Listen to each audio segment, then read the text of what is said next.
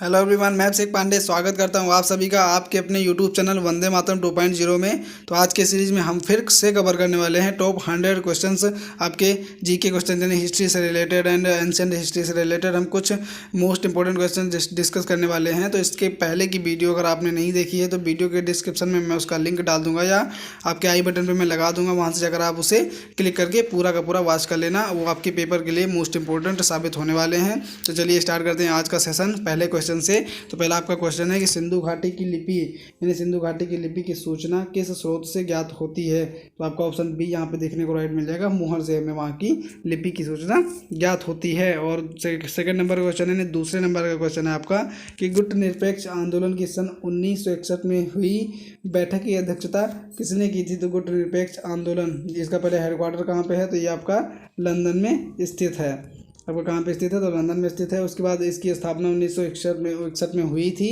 इसकी अध्यक्षता किसने की थी उस टाइम पे, तो आपके कौन से थे, मार्शल टीटो, यानी मार्शल टीटो ने गुट निरपेक्ष आंदोलन की अध्यक्षता 1961 में की थी। तो मार्शल टीटो, ऑप्शन ए आपका बिल्कुल राइट देखने को मिल जाएगा। उसका क्वेश्चन नंबर 3 है, यानी 3 नंबर का क्वेश्चन है, सल्तनत काल में भू स्वामित्व के संबंध में कौन सा कथन सत्य नहीं है।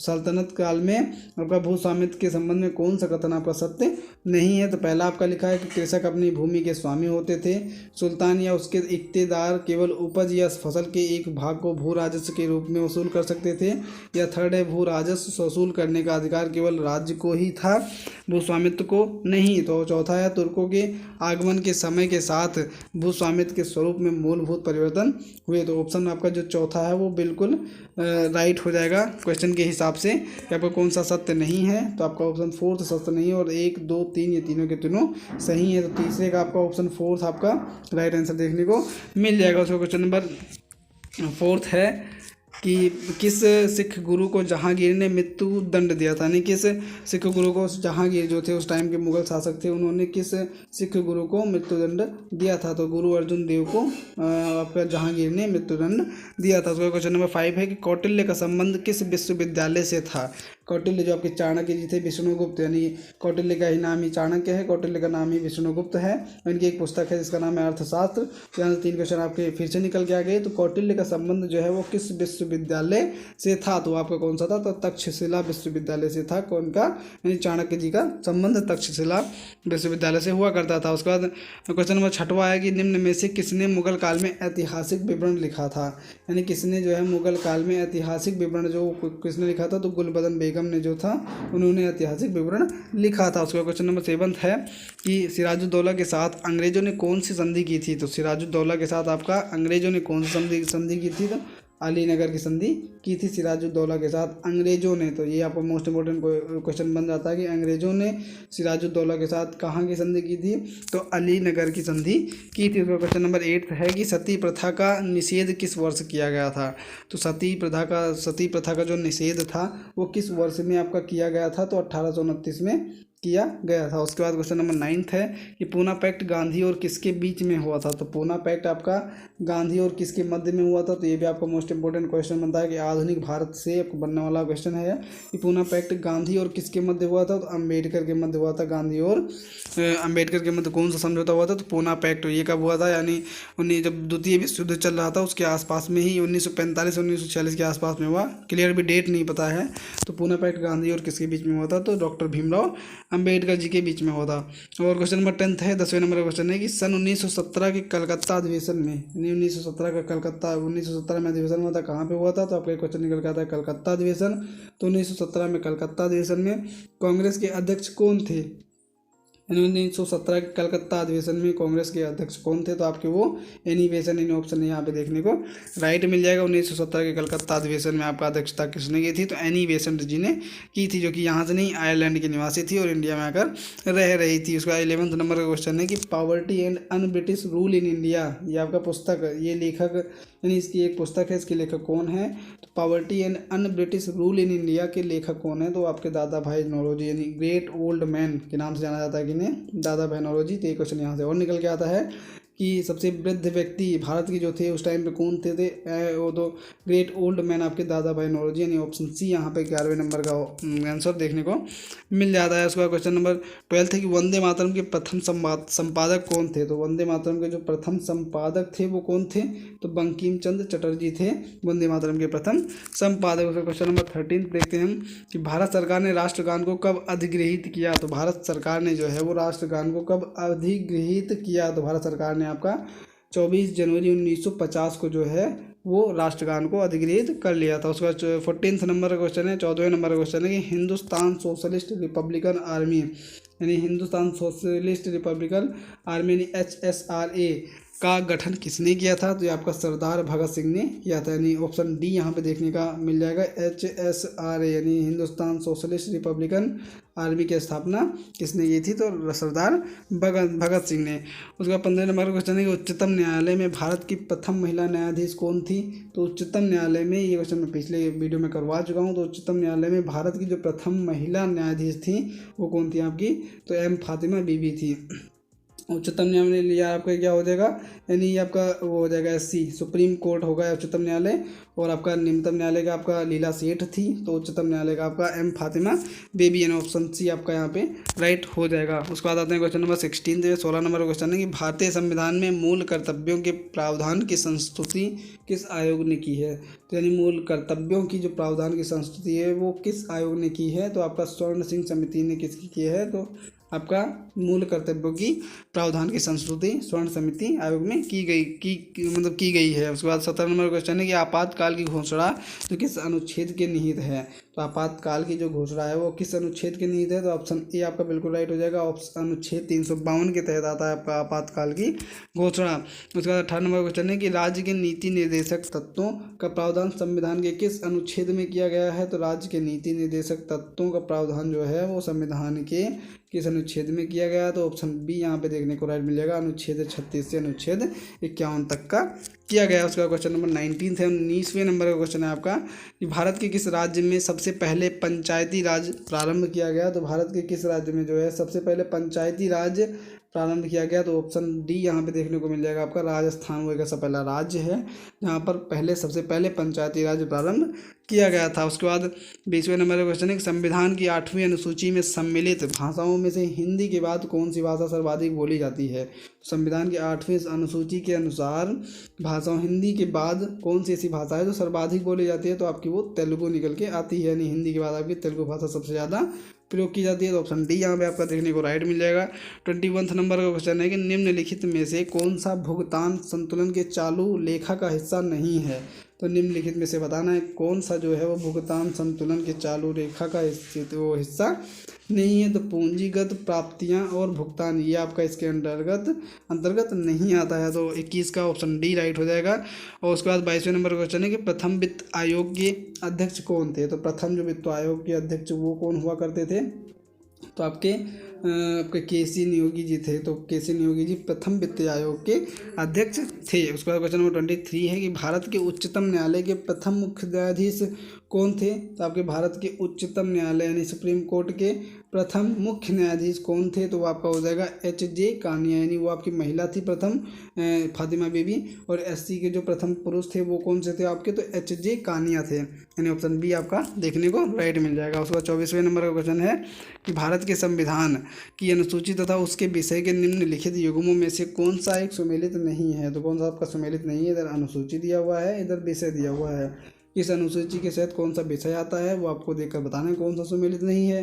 तो 8वीं अनुसूची के अंतर्गत भाषा आता है, ये बिल्कुल राइट है आपका। और दूसरी अनुसूची यहाँ पे आपका बिल्कुल राइट आंसर हो जाएगा इस क्वेश्चन का, कि ये आपका गलत लिखा हुआ है कि दूसरी अनुसूची के अंतर्गत शपथ या प्रतिज्ञान के प्रारूप नहीं आते हैं, तो ऑप्शन बी आपका यहाँ पे देखने को राइट मिल जाएगा। चौथी अनुसूची पहली अनुसूची आपका बिल्कुल राइट लिखा हुआ है। उसके बाद 25 नंबर का क्वेश्चन है, यानी 25 नंबर का क्वेश्चन है, भारत के प्रथम उप प्रधानमंत्री कौन थे। तो भारत के प्रथम प्रधानमंत्री तो जवाहरलाल नेहरू, पंडित जवाहरलाल नेहरू, और उप प्रधानमंत्री आपके सरदार वल्लभ भाई पटेल जी थे, यानी ऑप्शन डी यहाँ पे आपको देखने को राइट मिल जाएगा। उस क्वेश्चन नंबर 26 है कि निम्नलिखित में से कौन ठोस अपशिष्ट के निस्तारण की विधियाँ हैं। निम्नलिखित में से आपसे कौन जो अपशिष्ट निस्तारण की विधियां हैं, तो ऑप्शन डी यानी ए, वो ऑप्शन डी आपका ये सभी, यानी लैंडफिल, और कंपोस्टिंग और पायरोलिसिस। ये आपका ऑप्शन ए बी सी तीनों राइट हो जाएगा। उसको क्वेश्चन नंबर 27 है कि भारत के किस राज्य में साक्षरता प्रतिशत सर्वाधिक अधिक है। तो भारत के किस राज्य में जो है साक्षरता प्रतिशत आपका सबसे अधिक है, तो आपका केरल में देखने को मिलती है। उसके बाद 28 नंबर का क्वेश्चन है 28 नंबर का, कि कौन सा रंग मूल रंग के अंतर्गत नहीं आता है। तो कौन सा आपका रंग है जो मूल रंग के अंतर्गत नहीं आता। तो काला रंग जो है वो मूल रंग के अंतर्गत नहीं आता। उसको क्वेश्चन नंबर 29 है, 29 नंबर का क्वेश्चन है कि लगान निर्धारण की बटाई यानी लगान निर्धारण की बटाई प्रणाली के अंतर्गत बटाई का कौन सा तरीका सल्तनत काल में प्रचलित नहीं था। तो आपका कौन सा हो जाएगा, ऑप्शन सी यहाँ पे कनकून या पारस्परिक सहमति के आधार पर उपज का सामान्य मूल्यांकन।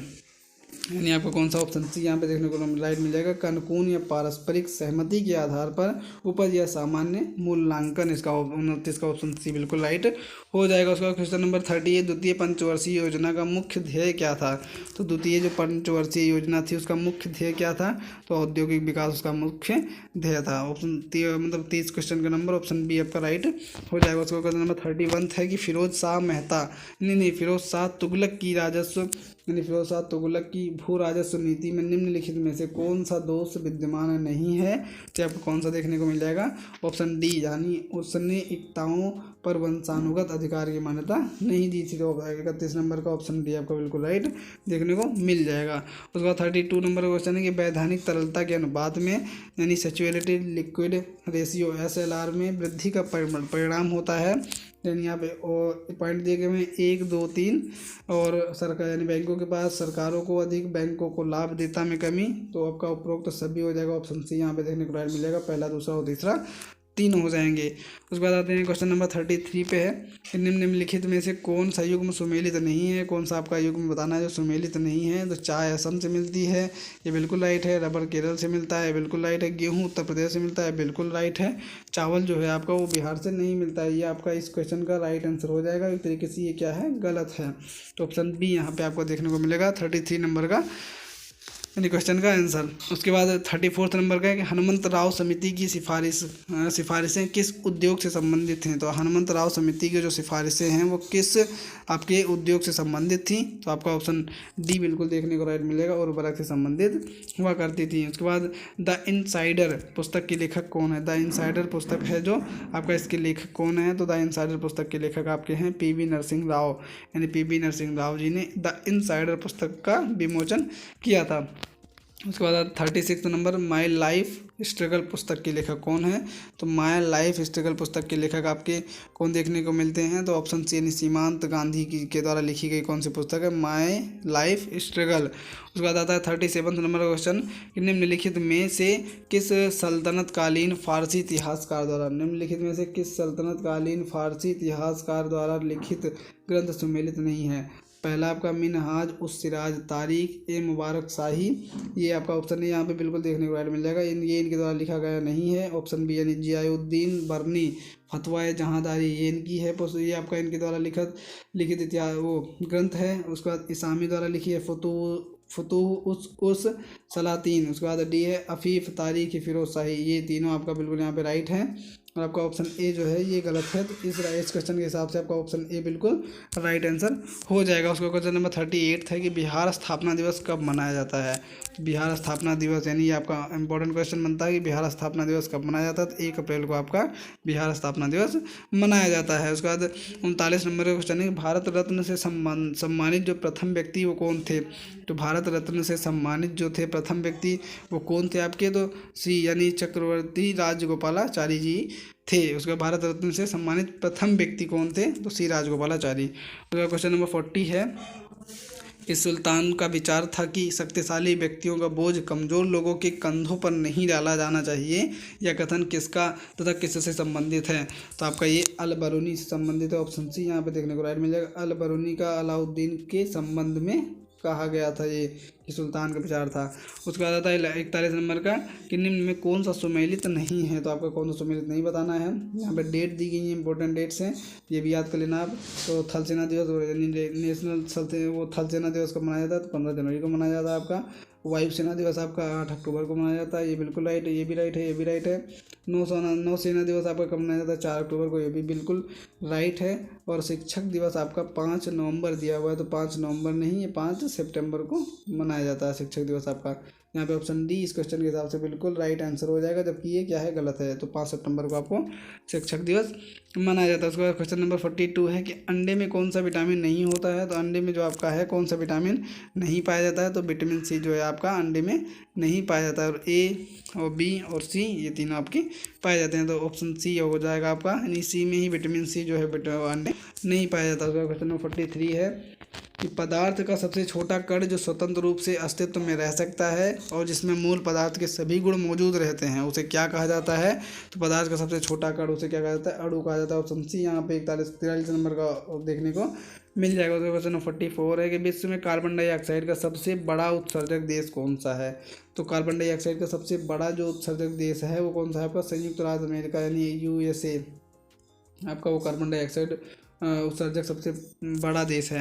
उसके बाद आता है 45 नंबर का, निम्न में से कौन सा मानव के लिए उपयोगी है? तो आपका केंचुआ जो है वो मानव के लिए उपयोगी है। उसके बाद आता है निम्न में से कौन सल्तनत कालीन पर नहीं था? और कौन सा आपका सल्तनत कालीन पर नहीं था? तो पहला आपका यहाँ भी ये नहीं, पहला तो बी सी सही है, यानी ऑप्शन डी आपका यहाँ पे देखने को मिल जाएगा, वस्तुओं की खरीद बिक्री का पर कर। तो ये आपका 46 का ऑप्शन डी आपका राइट आंसर हो जाएगा। उसका क्वेश्चन नंबर 47 है कि अदरक का कौन सा हिस्सा खाया जाता है? तो अदरक का जो है कौन सा हिस्सा खाया जाता है? तो तना को जो है वो खाया जाता है अदरक के। 47 का ये क्वेश्चन आपका ए ऑप्शन राइट हो जाएगा। 48 नंबर का क्वेश्चन है, 48 नंबर का, पश्चिम एशिया में खनिज तेलों का सबसे बड़ा उत्पादक देश कौन सा है? तो आपका सऊदी अरब है आपका खनिज तेलों का सबसे बड़ा उत्पादक देश। उसके बाद 49 नंबर का यानी 49 नंबर का, स्टेनलेस स्टील बनाने में लोहे के साथ कौन सी धातु मिलाई जाती है? तो स्टेनलेस स्टील बनाने में लोहे के साथ मैग्नीज आपका बनाया जाता है, तो आपको वो स्टेनलेस स्टील बनके तैयार होती है। 49 का ऑप्शन सी बिल्कुल राइट हो जाएगा। एलपीजी में कौन सा गंधीय पदार्थ प्रयोग होता है? तो एलपीजी यानी जो आपका गैस आता है सिलेंडर में, उसमें से कौन सी गैस भरी रहती है जो आपका जब स्मेल करती है? तो आपको हो जाएगा एथिल मरकैप्टन नामक गैस होती है आपके एलपीजी यानी गैस सिलेंडर के में भरी होती है। उसके बाद 51 नंबर का क्वेश्चन है, विश्व का सबसे पहला पेट्रोलियम कुआं कर्नल ड्रेक द्वारा, यानी विश्व का सबसे पहला पेट्रोलियम कुआं कर्नल ड्रेक द्वारा पेंसिल्वेनिया संयुक्त राज्य अमेरिका के टाइट्स विले नामक स्थान पर कब खोदा गया था? यानी सबसे पहला जो पेट्रोलियम कुआं है वो कर्नल ड्रेक द्वारा, यानी यहाँ से एक क्वेश्चन से आपके कई क्वेश्चन तैयार होते हैं। पेट्रोलियम को कहाँ पे? कर्नल ड्रेक द्वारा पेंसिल्वेनिया में, कहाँ पे? संयुक्त राज्य अमेरिका यानी USA में। वो कब खोदा गया था? तो 1859 में वो उसकी खुदाई हुई थी। 51 नंबर का ऑप्शन डी बिल्कुल राइट हो जाएगा। उसका 52 नंबर का क्वेश्चन है कि किसी चुंबक को गर्म करने से उसके चुंबकत्व पर क्या असर पड़ता है? जो किसी चुंबक को अगर गर्म किया जाएगा तो वो चुंबकत्व अपना खो देगा, यानी खत्म हो जाएगा, तो वो आपका नष्ट हो जाता है उसका चुंबकत्व। उसका 53 नंबर का क्वेश्चन है कि निम्नलिखित में से कौन सा बायोगैस में उपस्थित नहीं है? तो निम्नलिखित में से कौन सा आपका बायोगैस में उपस्थित नहीं है? तो आपका वो क्लोरीन हो जाएगा, क्या? Cl क्लोरीन हो जाएगा आपका बायोगैस में उपस्थित नहीं है। उसका क्वेश्चन नंबर 54 है, यानी 54 नंबर का क्वेश्चन है कि पंथ निरपेक्ष शब्द भारत के संविधान में किस संविधान संशोधन अधिनियम द्वारा अंतः स्थापित किया गया था? तो पंथ निरपेक्ष शब्द आपका भारत के संविधान में किस संशोधन अधिनियम द्वारा अंतः स्थापित किया गया था? तो आपका ऑप्शन सी बिल्कुल राइट हो जाएगा। 42वां संविधान संशोधन के तहत आपका पंथ निरपेक्ष शब्द को संविधान में ऐड किया गया था। उसका 55 नंबर का क्वेश्चन है कि आँख के किस भाग पर वस्तु का प्रतिबिंब बनता है? तो आँख के दृष्टि पटल पर आपका प्रतिबिंब का, यानी आँख के दृष्टि पटल पर आपका किसी भी वस्तु का ऑब्जेक्ट का प्रतिबिंब बनता है। 56 नंबर का क्वेश्चन है कि निम्नलिखित में से कौन सा भारत का एक केंद्रीय बैंक है? तो निम्नलिखित में से आपका भारत का कौन सा एक केंद्रीय बैंक है? तो आपका हो जाएगा रिजर्व बैंक ऑफ इंडिया यानी RBI, ये आपका केंद्रीय बैंक है। उसके बाद 57 नंबर का क्वेश्चन है कि कास्टिक सोडे का रासायनिक नाम आपका क्या है? तो कास्टिक सोडे का रासायनिक नाम आपका क्या हो जाएगा? तो सोडियम हाइड्रोक्साइड, आपका सोडियम हाइड्रोक्साइड आपका कास्टिक सोडे का रासायनिक नाम हो जाएगा। 58 नंबर का क्वेश्चन है, 58 नंबर का, किस क्रिया द्वारा पौधे सूर्य के प्रकाश में क्लोरोफिल की मदद से भोजन तैयार करते हैं? तो आपका हो जाएगा, ये आपका पढ़ा बड़ा क्वेश्चन है कि ऑप्शन ए यहाँ पे बिल्कुल राइट हो जाएगा। प्रकाश संश्लेषण के थ्रू पौधे जो हैं वो क्लोरोफिल की मदद से अपना भोजन तैयार करते हैं। उसके बाद मानव शरीर में यूरिया की अधिकतम मात्रा किस में पाई जाती है? तो मानव शरीर में जो है यूरिया की अधिकतम मात्रा किस में पाई जाती है? तो आपके वो मूत्र यानी टॉयलेट में पाई जाती है। 59 का सी ऑप्शन आपका बिल्कुल देखने को राइट मिल जाएगा। और यानी ऑप्शन 60 है आपका, क्वेश्चन 60 है कि स्वप्न वासव दत्ता यानी स्वप्न वासव दत्ता के लेखक कौन है? तो आपके भास जी हैं। यानी स्वप्न वासव दत्ता के लेखक कौन है? तो भास जी हैं। और 60 का ऑप्शन बी बिल्कुल राइट हो जाएगा। और 61 नंबर का क्वेश्चन है, राजा खारवेल का नाम किस लेख के साथ जुड़ा है? तो राजा खारवेल का नाम जो है वो किस लेख के साथ जुड़ा है? तो इसका भी मैं एक डिटेल्ड वीडियो बना चुका हूँ बाई ट्रिक, जो आपके महत्वपूर्ण अभिलेख हुए हैं उसकी ट्रिक मैं बना चुका हूँ। अगर नहीं देखी आपने तो वीडियो के डिस्क्रिप्शन में मैं उसको वीडियो को डाल दूंगा, पिन कर दूंगा, वहाँ से जाकर आप उसे देख लेना। तो आपके किस लेख से संबंधित हैं राजा खारवेल? तो हाथी गुम्फा लेख से आपके संबंधित हैं राजा खारवेल। उसके बाद 62 नंबर का क्वेश्चन है कि खजुराहो मंदिर स्थापत्य के निर्माण में सहयोगी कौन थे? तो ऑप्शन ए आपका बिल्कुल राइट हो जाएगा। चंदेल, जो चंदेल शासक थे वो आपके खजुराहो मंदिर के स्थापत्य के निर्माण में प्रमुख सहयोगी थे। तो चंदेल शासक थे, ऑप्शन ए बिल्कुल आपका राइट देखने को मिल जाएगा। उसके बाद 63 नंबर का क्वेश्चन है आपका 63 नंबर का क्वेश्चन है कि विजयनगर के राजा कृष्णदेव राय ने गोलकुंडा का युद्ध किस राजा के साथ लड़ा था? तो विजयनगर के राजा कृष्णदेव राय ने जो है गोलकुंडा का युद्ध किस राजा के साथ लड़ा था? तो आपका हो जाएगा ए यानी कुली कुतुब शाह के साथ वो उन्होंने युद्ध लड़ा था। तो विजयनगर के राजा कृष्णदेव ने गोलकुंडा का युद्ध किस राजा के साथ लड़ा था? तो कुली कुतुब शाह के साथ लड़ा था। उसके बाद 64 नंबर का क्वेश्चन है कि निम्नलिखित में सही का सही से मिलान करवाना है आपका, कॉलम फर्स्ट का कॉलम सेकंड से। तो भारतीय रिजर्व बैंक यानी आरबीआई, तो इसकी स्थापना 1935 में हुई थी। यहाँ पे नहीं, अगले पेज पे होगा वो। तो 1935 में हुई थी। ए का वो हो जाएगा आपका जो होगा भारतीय आयात निर्यात बैंक, इसका स्थापना कब हुआ था? तो आप याद देखते हैं क्या यहाँ पे 64 है आगे तो है, यानी भारतीय रिजर्व बैंक की स्थापना आपकी 1935 में। ए का हो जाएगा फोर्थ। और भारतीय आयात निर्यात बैंक इसका हो जाएगा 1982 में 1982 में। भारतीय स्टेट बैंक की स्थापना कब हुई थी? तो यह हुई थी 1955 में। और राष्ट्रीय आवास बैंक की स्थापना कब हुई थी? 1988 में हुई थी। यानी यहाँ पे आपका ऑप्शन डी जो है वो बिल्कुल राइट देखने को मिल जाएगा। यानी 64 का ऑप्शन डी, यानी भारतीय रिजर्व बैंक 1935, भारतीय आयात निर्यात बैंक 1982 में, भारतीय स्टेट बैंक 1955 में और राष्ट्रीय आवास बैंक 1988 में 1988 में हुई थी। उसके बाद क्वेश्चन नंबर 65 है, रानी पद्मिनी का नाम अलाउद्दीन खिलजी के चित्तौड़ विजय से जोड़ा जाता है। यानी रानी पद्मिनी का नाम अलाउद्दीन खिलजी की चित्तौड़ विजय से जोड़ा जाता है। उनके पति का नाम क्या है? तो रानी पद्मिनी के पति का नाम क्या था? तो राणा रतन सिंह। क्या था उनका? ऑप्शन सी यहाँ पे देखने को मिल जाएगा, राणा रतन सिंह उनके पति जी का नाम हुआ करता था। उसके बाद आते हैं क्वेश्चन नंबर 66 पे, यानी 66 नंबर का क्वेश्चन है आपका, वर्ष 1921 का मोपला आंदोलन 65 वही क्वेश्चन है आपका। रानी पद्मिनी का नाम अलाउद्दीन खिलजी की चित्तौड़ विजय से जोड़ा जाता है। उनके पति का नाम क्या हुआ करता था? तो राणा रतन सिंह। उसके बाद आता है 66 नंबर का क्वेश्चन, वर्ष 1921 का मोपला आंदोलन किस आंदोलन की शाखा थी? तो वर्ष 1921 का मोपला आंदोलन जो था वो किस आंदोलन की शाखा थी? तो असहयोग आंदोलन की शाखा थी। असहयोग आंदोलन आपका कब हुआ था? तो 1920 में हुआ था। उसके बाद आता है क्वेश्चन नंबर 67 कि रिजर्व बैंक ऑफ इंडिया निम्नलिखित में से किसके बदले में मुद्रा निर्गमन करता है? तो रिजर्व बैंक ऑफ इंडिया यानी RBI, reserve bank of India निम्नलिखित में से किसके बदले में मुद्रा निर्गमन करता है? तो आपको उपरोक्त सभी हो जाएगा, स्वर्ण, विदेशी प्रतिभूति, भारत सरकार की प्रतिभूति। 68 नंबर का क्वेश्चन आपको देखने को मिलता है कि भगत सिंह, राजगुरु तथा सुखदेव को फांसी किस मार्च को दी गई थी? तो भगत सिंह, राजगुरु और सुखदेव जी को फांसी किस मार्च को दी गई थी? तो वह वर्ष 1931 में, यानी 23 मार्च 1931 को उन तीनों को फांसी दे दी गई थी। उसके बाद आता है 69 नंबर का क्वेश्चन कि लंदन में जनरल डायर को गोली किसने मारी थी? तो लंदन में जनरल डायर को आपके वो उधम सिंह ने जो गोली मारी थी। उसके बाद आता है 70 नंबर का क्वेश्चन, केंद्रीय प्रदूषण नियंत्रण बोर्ड किस मंत्रालय के अंतर्गत आता है? तो केंद्रीय प्रदूषण नियंत्रण बोर्ड आपका होता है वो किस मंत्रालय के अधीन आता है, अंतर्गत आता है? तो यहाँ पे देखने को मिलेगा वन एवं पर्यावरण मंत्रालय के अधीन आता है। 70 नंबर का। उसके बाद आता है क्या 71 नंबर का, स्वराज पार्टी का गठन किसकी असफलता के बाद हुआ था? तो स्वराज पार्टी का जो गठन हुआ था वो किसकी असफलता के बाद हुआ था? तो आपका हो जाएगा असहयोग आंदोलन। इसके बाद ही आपका कौन सा स्वराज पार्टी का गठन किया गया था। उसके बाद आता है यानी 72 नंबर का क्वेश्चन आता है INA की स्थापना कहाँ हुई थी।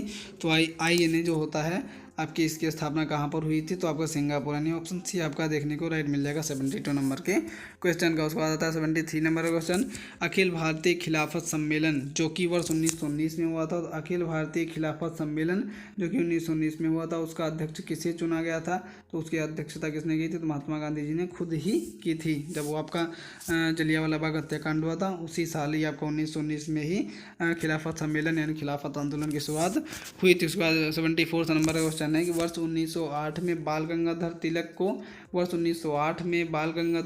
को कितने वर्षों की जेल हुई थी, तो आपके 6 वर्षों, ऑप्शन बी आपका यहाँ पे राइट हो जाएगा, 6 वर्षों की जेल हुई थी। आता है क्वेश्चन नंबर 75, 1857 ईस्वी के विद्रोह का बिहार में 15 जुलाई 1857 से 20 जनवरी वर्ष 1958 तक केंद्र कहाँ था, तो ये आपका हो जाएगा जगदीशपुर बनाया गया था, बिहार के जगदीशपुर में बनाया गया था। तो 75 नंबर का ऑप्शन डी आपका बिल्कुल राइट हो जाएगा। उसके बाद आता है 76 नंबर का क्वेश्चन कि नालंदा विश्वविद्यालय की स्थापना किसके शासनकाल में की गई थी, तो आपके गुप्त शासनकाल में की गई थी किसकी, नालंदा विश्वविद्यालय की स्थापना। उसके बाद आते हैं क्वेश्चन नंबर 77 पे कि नालंदा विश्वविद्यालय, ये भी आपका वही क्वेश्चन आता है 77 नंबर, नालंदा विश्वविद्यालय के विनाश का कारण किसे माना जाता है, तो नालंदा विश्वविद्यालय के विनाश का कारण आपका किसे माना जाता है, तो आपका अग्नि को माना जाता है, यानी ऑप्शन डी आपका यहाँ पे राइट हो जाएगा। 77 नंबर के क्वेश्चन का आता है क्वेश्चन नंबर 78 कि विक्रमशिला विश्वविद्यालय को 1203 ईस्वी में, यानी विक्रमशिला विश्वविद्यालय को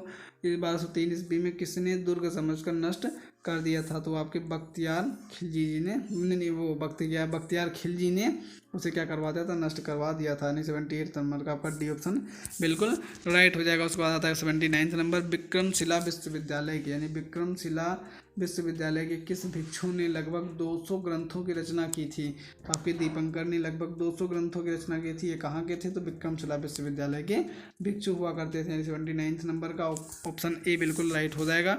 आता है पुरुष में किस जीन का संगठन होता है, तो पुरुष में जो है आपका किस जीन का जो संगठन होता है, तो एक्स एंड वाई का संगठन होता है। उसके बाद क्वेश्चन नंबर 81 है, कौन सा रक्त वर्ग सर्वदाता होता है, तो आपका कौन सा जो है वो रक्त वर्ग सर्वदाता होता है, तो ऑप्शन सी, यहाँ पे ऑप्शन सी आपका बिल्कुल राइट हो जाएगा। ओ जो होता है, ओ वर्ग के लोग सभी को खून दे सकते हैं। आता है 82 नंबर का क्वेश्चन, प्रकाश संश्लेषण की क्रिया कब होती है, तो प्रकाश संश्लेषण की क्रिया कब होती है, तो आपकी सिर्फ दिन में होती है, जब सूर्य की जो प्रकाश पड़ते हैं पेड़ के ऊपर, तब आपकी प्रकाश संश्लेषण की घटना देखने को मिलती है। उसके बाद 83 नंबर 83 नंबर का क्वेश्चन है कि खिदमती शब्द को निम्नलिखित, यानी खिदमती शब्द को निम्नलिखित किस कथन के द्वारा सही रूप से स्पष्ट किया जा सकता है, तो खिदमती शब्द को आपको, यानी ऑप्शन डी यहाँ पे आपको बिल्कुल राइट हो जाएगा कि खिदमती शब्द को निम्नलिखित किस कथन के द्वारा सही रूप से स्पष्ट किया जा सकता है, तो ऑप्शन डी आपका बिल्कुल राइट हो जाएगा। इसे पराजित भारतीय शासकों से बलि के रूप में वसूल किया जाता था, जिसके द्वारा स्पष्ट किया जा सकता है। उसके बाद 84 नंबर का क्वेश्चन है कितना जूल कार्य करने के लिए कितना जूल कार्य करने से 1 कैलोरी ऊर्जा उत्पन्न होती। क्वेश्चन नंबर 84 आपको देखने को मिलता है कि कितना जूल कार्य करने से 1 कैलोरी ऊर्जा उत्पन्न होती है, तो कितना जूल कार्य करने से आपकी 1 कैलोरी जूल ऊर्जा उत्पन्न होती है, तो आपका 4.2 ऊर्जा उत्पन्न होती है। आते हैं क्वेश्चन नंबर 85 पे कि जलवायु परिवर्तन के मानव जनित कारण है, तो जलवायु परिवर्तन के जो आपके मानव जनित कारण वो कौन कौन से हैं, जलवायु परिवर्तन के मानव जनित कारण आपके कौन कौन से हैं, तो उपरोक्त सभी हैं, यानी वन विनाश, जीवाश्म ईंधन दहन, वर्तमान कृषि पद्धति, ये आपका जलवायु परिवर्तन के मानव जनित कारण आता है। 86 नंबर का दूध से क्रीम को अलग करने पर दूध का घनत्व, यानी दूध से क्रीम जब अलग हो जाती है तो दूध का घनत्व क्या रह जाता है, तो आपका ऑप्शन ए, यानी दूध का घनत्व क्या हो जाता है, तो आपका बढ़ जाता है। ऑप्शन ए बिल्कुल राइट हो जाएगा। 87 नंबर का आगे 87 क्वेश्चन है आपका, किसने सबसे पहले यह सिद्ध किया कि पृथ्वी सहित अन्य ग्रह सूर्य के चारों ओर चक्कर लगाते हैं, तो आपका कॉपरनिकस ने सबसे पहले आपका ये सिद्ध किया था। उसके बाद आता है 88 नंबर का, भारतीय मुद्रा किस में छापी गई जाती है, तो भारतीय मुद्रा जो आपकी वो किस में छापी जाती है, तो नासिक प्रिंटिंग प्रेस में, यानी भारतीय मुद्रा आपका नासिक, महाराष्ट्र के नासिक में छापी जाती है। उसके बाद 89 नंबर का क्वेश्चन है कि भारत में योजना अवकाश किसके दौरान हुआ था, तो भारत में जो है योजना अवकाश किसके दौरान हुआ था, तो वो आपको वर्ष 1966 से 1969 में हुआ था। आपका ऑप्शन भी यहाँ पे देखने को राइट मिल जाएगा। उसके बाद आता है 90 नंबर का क्वेश्चन है, जल के जमने से इसका आयतन जो है वो बढ़ता है, यानी ऑप्शन यहाँ पे भी आपको देखने को राइट मिल जाता है। उसके बाद आता है 91 नंबर का क्वेश्चन, तारे का रंग किससे निर्धारित होता है? तो तारे का रंग जो आपका है वो ताप से निर्धारित होता है, यानी ऑप्शन सी आपका जो है वो राइट आंसर यहाँ पे देखने को मिल जाएगा। उसके बाद आता है 92 नंबर का क्वेश्चन कि पृथ्वी से पलायन वेग का मान कितना किलोमीटर प्रति सेकंड होता है? तो 11.2 आपका किलोमीटर प्रति सेकंड होता है। ऑप्शन बी यहाँ पे आपके देखने को मिल जाएगा 92 नंबर के क्वेश्चन का। उसके बाद 93 नंबर क्वेश्चन कि नीति आयोग कैसा निकाय है? देन आपका 93 नंबर का क्वेश्चन है कि नीति आयोग कैसा निकाय है? तो नीति आयोग आपका कैसा निकाय है? तो यहाँ पे आपका ऑप्शन सी आपका बिल्कुल देखने को राइट मिलेगा, परामर्शदाता जैसा निकाय है। तो आपका 94 नंबर का क्वेश्चन है ग्रैंड कैनियन क्या है? तो ग्रैंड कैनियन आपका क्या है? तो ग्रैंड कैनियन आपका देखने को मिलता है एक खड्ड है, यानी आपका ग्रैंड कैनियन है का आपका खड्ड है 94 का, ए नंबर का आपका ऑप्शन सही हो जाएगा। उसके बाद 95 नंबर का क्वेश्चन है कि अलाउद्दीन खिलजी की बाजार नियंत्रण अलाउद्दीन खिलजी की बाजार नियंत्रण व्यवस्था उसकी मृत्यु के तत्काल बाद समाप्त हो गई क्योंकि? यहाँ पे आपका हो जाएगा ऑप्शन ए और बी दोनों राइट बताए गए हैं कि यह मांग और पूर्ति के सिद्धांत पर आधारित नहीं थी। तो यह मांग और पूर्ति के सिद्धांत पर आधारित नहीं थी, इसलिए नष्ट हो गई, और संपूर्ण बाजार नियंत्रण व्यवस्था को बलात् क्रियान्वित किया गया था, इसकी वजह से ये आपकी नष्ट हो गई थी। तो ऑप्शन ए एंड बी दोनों देखने को राइट मिलता है। उसके बाद आता था 96 नंबर का क्वेश्चन कि प्राकृतिक पर्यावरण यानी प्राकृतिक पर्यावरण के संरक्षण का संबंध संविधान के किस अनुच्छेद में है? तो प्राकृतिक पर्यावरण के संरक्षण का संबंध आपका संविधान के किस अनुच्छेद में? तो अनुच्छेद 48 में देखने को मिलता है। ऑप्शन ए यहाँ पे आपका राइट आंसर हो जाएगा। उसके बाद 97 नंबर का क्वेश्चन है सल्तनत के प्रशासकीय प्रभागों का अवरोही क्रम से निम्नलिखित में से कौन सा उल्लेख सही है? तो सल्तनत के प्रशासकीय प्रभागों का अवरोही क्रम से निम्नलिखित में से कौन सा आपका सही है? तो प्रांत, सिख, परगना एवं ग्राम, यानी सबसे पहले प्रांत आता है, उसके बाद सिख आता था, उसके बाद परगना आता था, उसके बाद ग्राम आता था, सबसे छोटा आपका ग्राम हुआ करता था। उस पर 98 नंबर का क्वेश्चन है निम्नलिखित देशों में कौन सा देश सार्क का सदस्य नहीं है? तो सार्क का सदस्य आपका कौन सा देश नहीं है? तो चाइना जो है वो सार्क का सदस्य नहीं है, बाकी सारे क्या हैं? सार्क के सदस्य आते हैं। 99 नंबर के क्वेश्चन के पोखरण परमाणु परीक्षण 1998 में कब किया गया था? तो कब किया गया था 1998 में? तो आपको 11 मई 1998 को किया गया था आपका पोखरण परमाणु परीक्षण 1998 यानी 11 मई 1998 को किया गया था। इस वीडियो का लास्ट का इस सेशन का सबसे लास्ट क्वेश्चन आपका निम्नलिखित में से कौन नरमपंथियों में से नहीं थे? तो कौन आपका नरमपंथियों में से नहीं थे? तो बाल गंगाधर तिलक, यानी लाल बाल, इनके तीन नाम से फिर में लाल बाल पाल, यानी आपके लाल से हो गए लाला लाजपत राय, बाल से हो गए बाल गंगाधर तिलक जी, और पाल से हो गए बिपिन चंद्र पाल। तो ये तीनों आपके गर्म दल से यानी गर्मपंथी दल से बिलोंग करते थे, नरमपंथी में नहीं थे। तो कैसा लगे आपको ये वीडियो? यानी इस वीडियो में मैं टोटल 100 क्वेश्चन करवा चुका हूँ, और वीडियो अगर अच्छी लगी हो, इस वीडियो का पार्ट 4 आपने नहीं देखा है तो वहाँ पर भी मैं 100 क्वेश्चन करवा चुका हूँ, उसे जाकर आप पूरा वॉच कर लीजिए, आपके पेपर के लिए बेनिफिशियल रहेगा। और इससे पहले मैं एंशिएंट हिस्ट्री की कई वीडियोस करा चुका हूँ, वीडियो के डिस्क्रिप्शन में मैं उसके सारे आपके वीडियो डाल दूँगा, वहाँ से जाकर आप उसे देख लेना। एंड वीडियो को देखने के लिए thanks for watching and so okay bye bye.